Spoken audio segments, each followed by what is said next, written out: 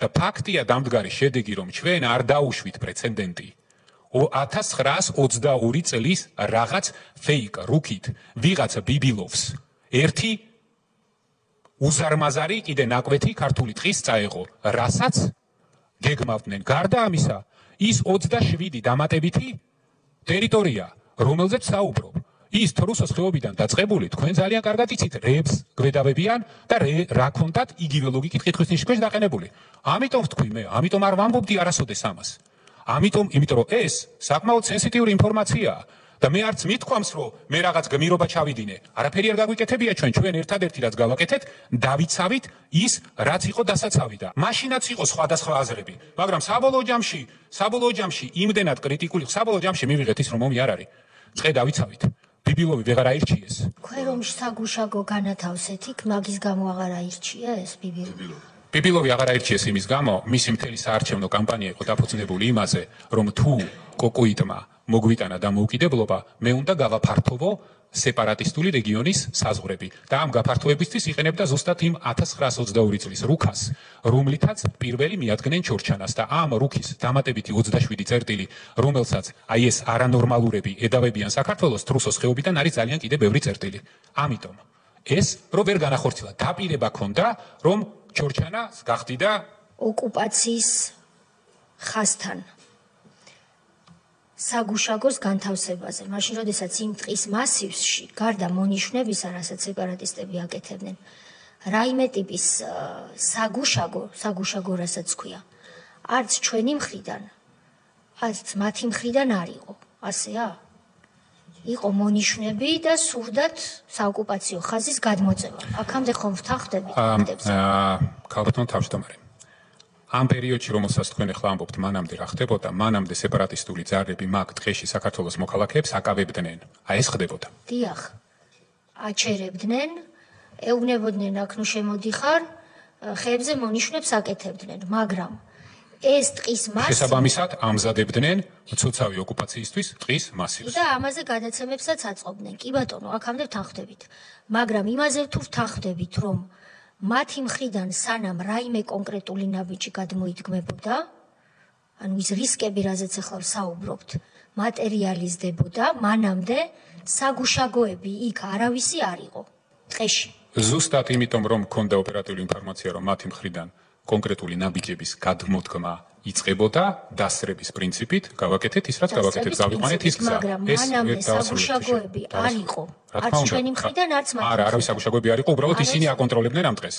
იმიტომ რომ ისინი პატრულირებდნენ ამ ტყეში. ქართველები არ პატრულირებდნენ და იქ პატრულირებდა საოკუპაციო რეჟიმი და ჩვენ იქ ვერ შევდიოდით. ეს არის ერთი და დღეს ფაქტი შედეგი რაც არის, რაც არ უნდა ეხლა ეცადოთ. საოკუპაციო ხაზი არის ზუსტად იქ, სადაც იყო. მიზანი არ ყოფილა საგუშაგო. მიზანი იყო საოკუპაციო ხაზის გადმოწევა. დღეს საოკუპაციო ხაზი გადმოწეული არ არის. არსებობს შეთანხმება 2008 წლის, რომლის თანახმადაც საქართველოს სახელმწიფო ვალდებული იყო, რომ თუკი საგუშაგოს განთავსებას გადაწყვეტდა, ან ადგილზე არსებული კონტინგენტების ძალების მოდიფიცირებას, კორექტირებას განახორციელებდა, სანამ ამას გააკეთებდა, ამისათვის საოკუპაციო ხაზის მიღმა მყოფი ოკუპანტის სახელმწიფოს წარმომადგენლებისთვის უნდა ეცნობებინა წინასწარ ამის შესახებ, დაძაბულობის თავიდან აცილების მიზნით,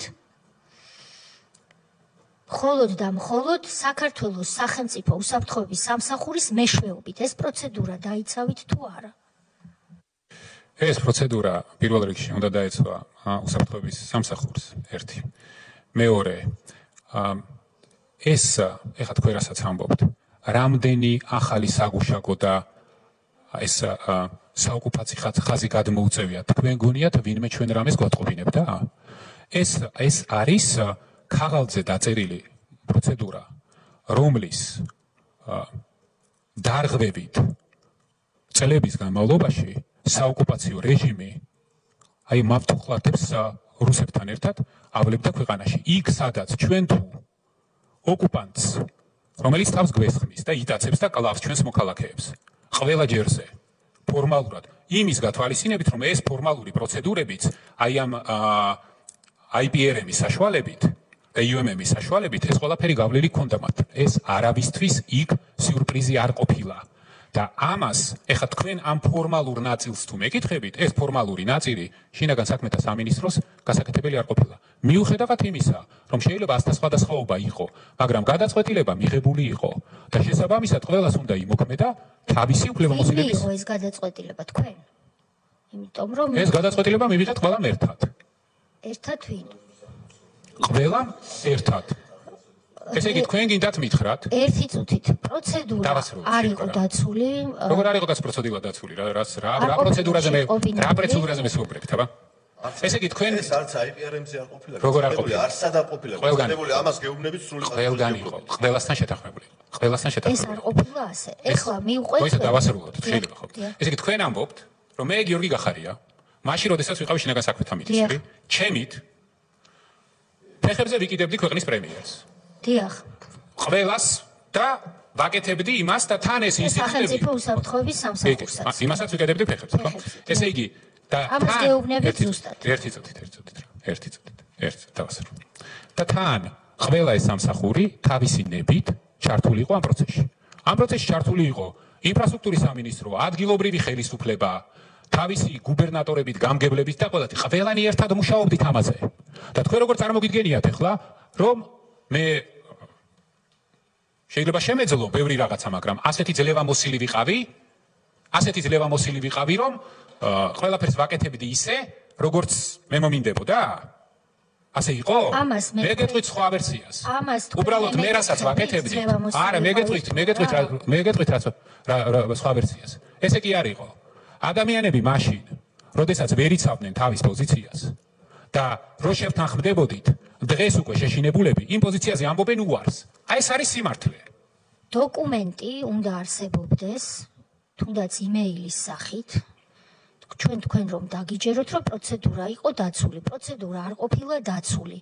სახელმწიფო უსაფრთხოების სამსახურს არ გაუგზავნია შეტყობინება საგუშაგოს მოწყობის გეგმის შესახებ ტექნიკური შესთანხმების შესაბამისად, ვინაიდან თქვენ და რუსები გაბრაზდნენ. ერთი წუთით. თქვენ ისინი სულ გაბრაზებულები არიან ამას. ამით განსაკუთრებით შეტყობინება რო არ მიიღეს. ერთი წუთით. ჩვენ ვსაუბრობთ პროცედურაზე და მერე შედეგზე. თქვენ ხო ამბობთ რაღაცა. და უკაცრავად ოკუპანტებისთვის ბოდიშის მოხდა რო გადავწყვიტეთ, ეს იყო შეთანხმებული ვინმესთან მეილი არსებობს? ერთი წუთით.